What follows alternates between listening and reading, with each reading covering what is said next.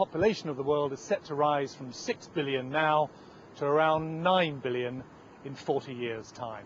Well, one of the most controversial debates going on here is the use of genetically modified crops, GM crops. Some people are for it and some people are against it. One of those against it is Marco Contiero, who's the head of policy for Greenpeace for Europe. Now, Marco, in broad terms, what is Greenpeace's objection to GM as a way of feeding the world's population? Well, genetic engineering is not part of the solution. It's actually part of the problem. This technology it endorses, and it is endorsed by the same industrial, chemical-intensive agricultural model that brought us to the problem we have today, hunger and food insecurity. That's why we're against, and even more importantly, because there are already solutions available. Modern ecological farming is the solution, and we call on world leaders to support, to put investments of money, time, and political attention toward this kind of technologies, because they can, especially in the face of climate change, provide the right solutions. And your initial problem, your main problem with GM is that it uses old technologies to create these crops. Well, the problem with GM is that for the time being, as we have seen in the last 15 years, it's in the hands of 5 multinationals that have a direct control over food and food production, as well as food distribution. What we need to do is to apply and support technologies that are truly sustainable, that are going to help those that really need and produce food nowadays. Let me play devil's advocate. What's wrong with food production being in the hand of these conglomerates if they're producing food?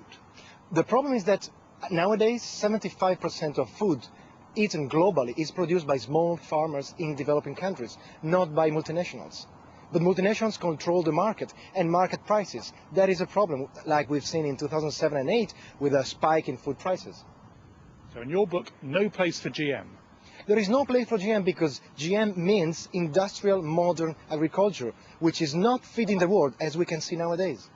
All right, thank you very much indeed. That's Marco Contiero from Greenpeace, the head of policy for Greenpeace here in Europe. A very passionate view being held there, and that is what is happening in this debate. People do have strong passions on both sides. A, that GM works, and the other side of the fence, those that say it does not. Duncan Kennedy in Rome for us there. We'll probably hear more from him as the week progresses there. Now, in the last hour, as you're well aware, I'm sure, Chinese President Hu Jintao has said China and the United States will work to resolve commercial disputes and jointly oppose trade protectionism. The announcement came after today's historic talks with President Obama in Beijing. The two have also vowed to increase cooperation on clean energy and climate change. Well, these are fine words, but how much will actually change in what's become an increasingly strained relationship in recent months? I'm joined by independent China specialist Andrew Leung. Thank you very much indeed for coming in, Andrew. Thank you. Your reaction to all these statements that were coming through at this press conference in the last hour? Well, I think this is a good opportunity for a new first black president in the United States to meet with the President Hu Jintao. Both countries are coming out to be the biggest, very important players, and China's economy is going to overtake that of Japan next year. So I think that there's a lot of things that both sides could come closer together. Well, in the case of currencies, for example, there are concerns on both sides. For example, China is now very, very concerned about the declining US dollar, and China says a lot of savings is locked in the US treasuries. But of course, as far as the American electorate is concerned, I mean, the renminbi, I mean, should appreciate. And so it is good for China to come up with a signal that they are going to look into this. And in fact, China's central bank recently announced that they're going to relax the control to allow the renminbi to resume its very moderate and gradual appreciation. When you say moderate and gradual, I mean, we talk about practical terms. When do you think we might see the real free flowing of currency in China? Well, I think convertibility is another issue.